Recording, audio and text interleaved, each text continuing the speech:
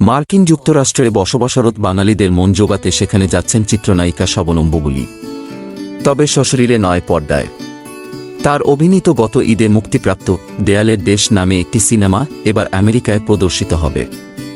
বিষয়টি নিশ্চিত করেছেন এ সিনেমার পরিচালক মিশুক মনি।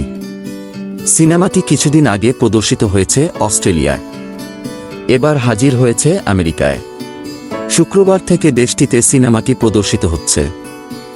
বৃহস্পতিবার ফেসবুকে এ সংক্রান্ত প্রেক্ষাগৃহের তালিকাসহ একটি পোস্টার শেয়ার করেছেন বুবুলি। তিনি জানিয়েছেন, আমেরিকার বিভিন্ন অঙ্গরাজ্যের 15টি প্রেক্ষাগৃহে চলবে দেয়ালের দেশ। এ প্রসঙ্গে বুবুলি বলেন, আমাদের সিনেমাটি এখন সীমানা ছাড়িয়ে আমেরিকায়। অস্ট্রেলিয়ার পর এবার আমেরিকায় রিলিজ হচ্ছে। এরপর কানাডা ও ইউরোপের বিভিন্ন দেশে মুক্তি পাবে। অর্গানিক ভালোবাসার ওজন জমতে থাকুক বুক পকেটে।